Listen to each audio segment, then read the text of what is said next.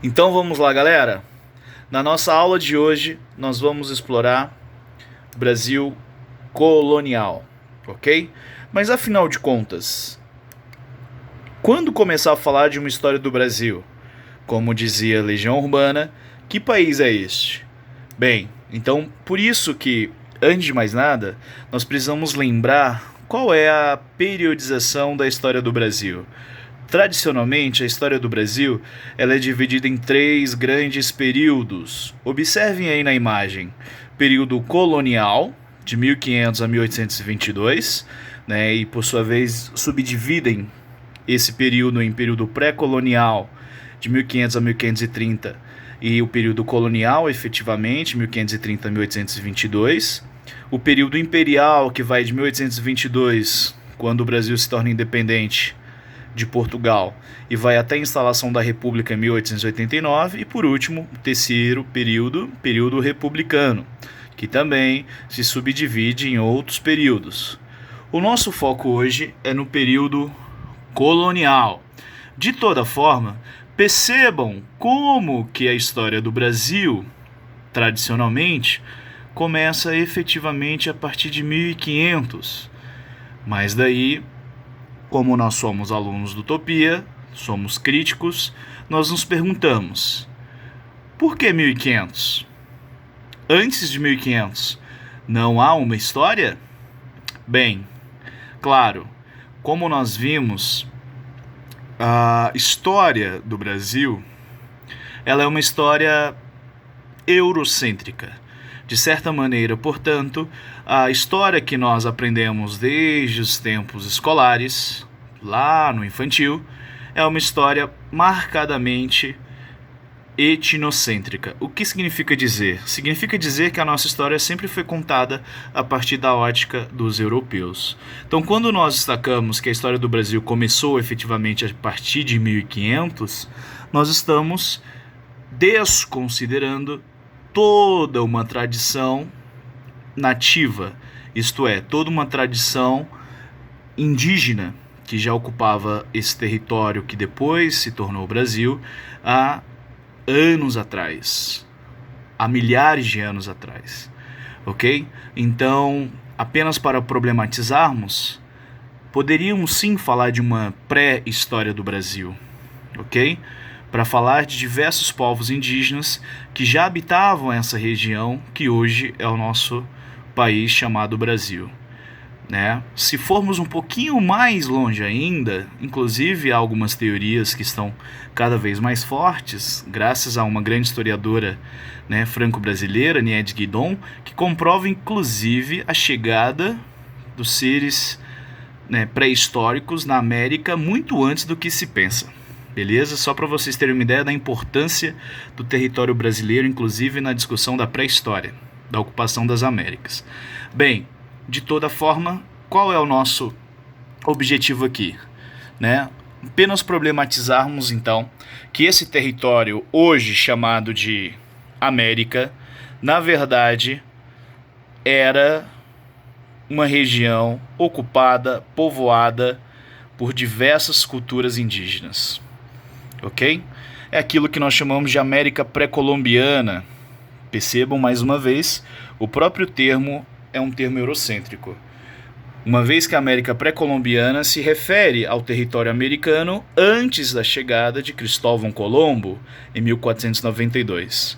De toda forma, percebam que na América do Norte nós temos diversos povos nativos: esquimós, Wacaxi, Xoxones, Navarros, Apaches, né, vários outros. Na América Central, sobretudo, mas também parte do que hoje é o México, nós temos ali os astecas, os maias, grandes civilizações que, por sua vez, desenvolveram, inclusive, grandes impérios, como é o caso dos astecas e dos incas na América do Sul. Ok? Os maias desenvolveram cidades-estados, um pouco diferente, mas isso nós veremos depois.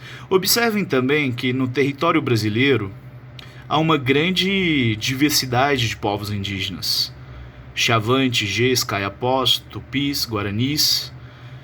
Bem, tudo isso, né, para a gente perceber que a história do Brasil não começa efetivamente em 1500.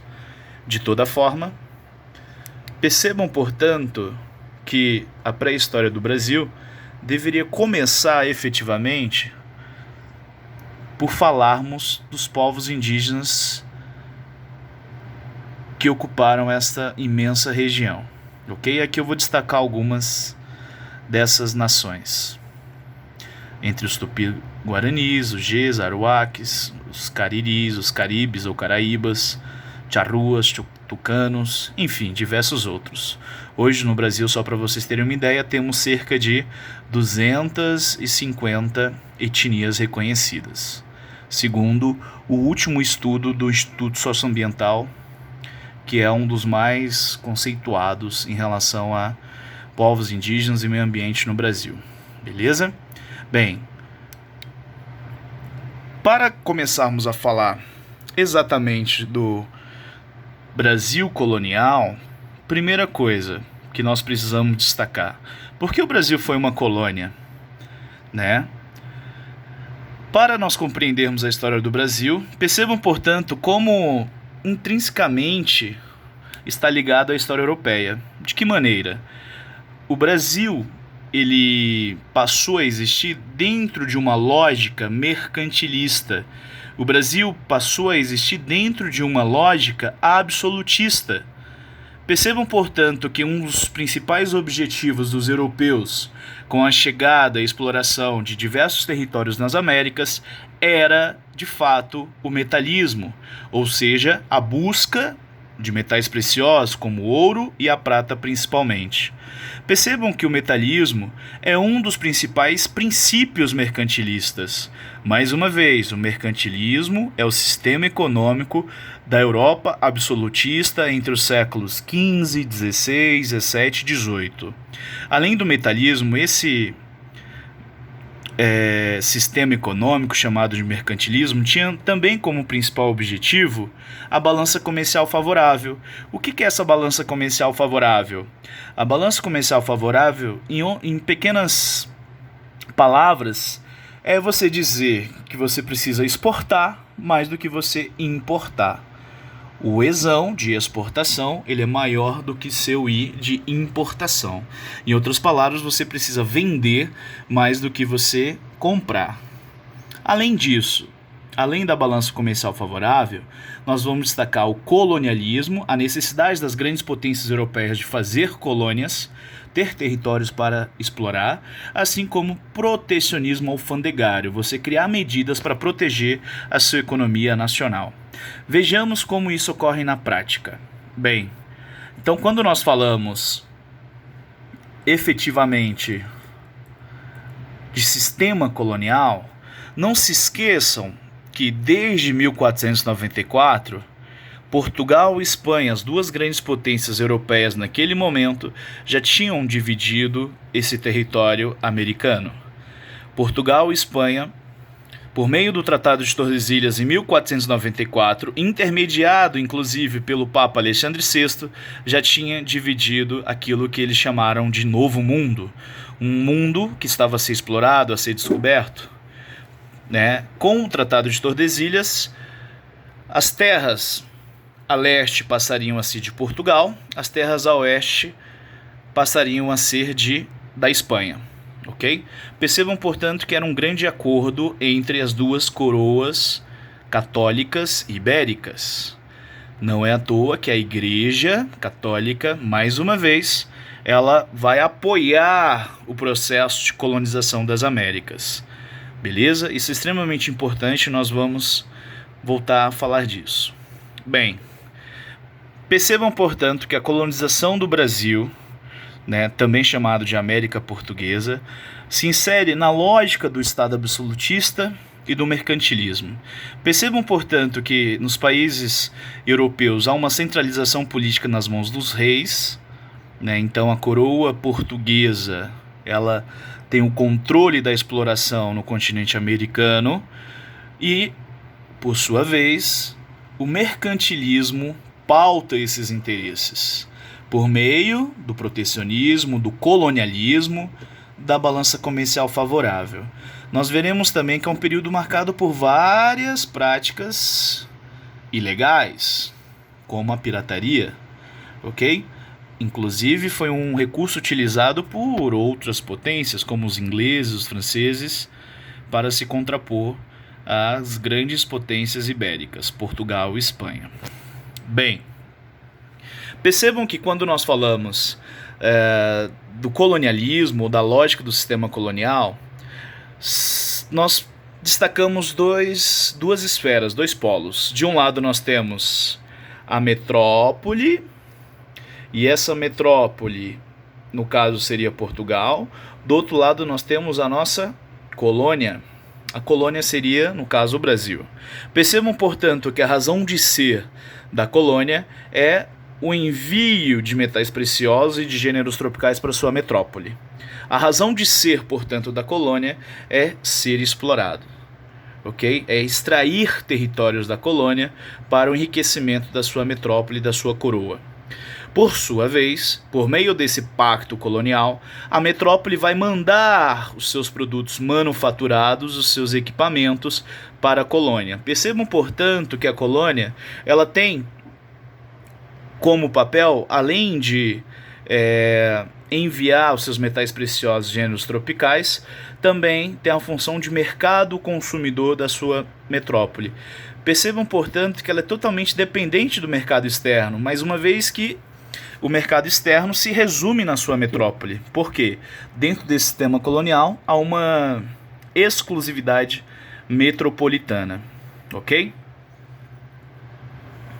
Em síntese, portanto, nós podemos dizer que o pacto colonial se resume da seguinte maneira: a colônia vai mandar o material para sua metrópole, esse material vai ser convertido, vai ser transformado em produtos manufaturados, que já têm um valor agregado.